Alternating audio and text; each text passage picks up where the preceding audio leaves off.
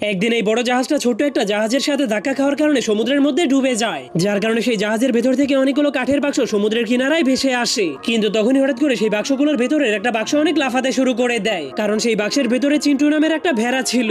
তখন সে অনেক লাফালাফি করার কারণে সেই বাক্সের মুখটা খুলে যায়, যা দেখার পর সেই ছোট্ট ভেড়াটা অনেক খুশি হয়ে জলদি করে সেখান থেকে বের হয়ে যায়। কিন্তু তখনই সে দেখতে পায় একটা ব্যাঙ তার পাশ দিয়ে লাফিয়ে লাফিয়ে যাচ্ছে। এই জন্য সে অনেক কষ্ট করে সেই ব্যাঙটাকে ধরে ফেলে, কিন্তু সেই ব্যাঙটাকে ধরার পরে সেই ব্যাঙটা মরে যাওয়ার নাটক করতে শুরু করে দেয়। তখনই হঠাৎ করে ভেড়াটা তার সামনে অনেক বড় একটা বাক্সকে দেখতে পায়। সেই বাক্সটার ভেতর থেকে অনেক ভয়ঙ্কর ভয়ঙ্কর আওয়াজ আসছিল, যা শোনার পর ভেড়াটা মনে করে সেটার ভেতরে অনেক ভয়ঙ্কর একটা রাক্ষস আটকা পড়ে গিয়েছে। ঠিক তখনই হঠাৎ করে সেই বক্সের ভেতর থেকে সেই রাক্ষসের অনেক বড় বড় নখ বের হয়ে আসে। কিন্তু নখগুলো দেখার পরেও ভেড়াটা ভয় না পেয়ে উপরে উঠে তাকে সাহায্য করার জন্য সেই বাক্সের মুখটাকে খুলে দেওয়ার চেষ্টা করে। কিন্তু হঠাৎ করে রাক্ষসটা বক্সটাকে অনেক জোরে ঝাঁকি দেওয়ার কারণে ভেড়াটা সঙ্গে সঙ্গে নিচে পড়ে যায়। ঠিক তখনই হঠাৎ করে রাক্ষসটা বাক্সটাকে ভেঙে তার ভয়ঙ্কর হাত দিয়ে ভেড়াটাকে ধরে ফেলে। কিন্তু তবুও ছোট ভেড়াটা অনেক কষ্ট করে তার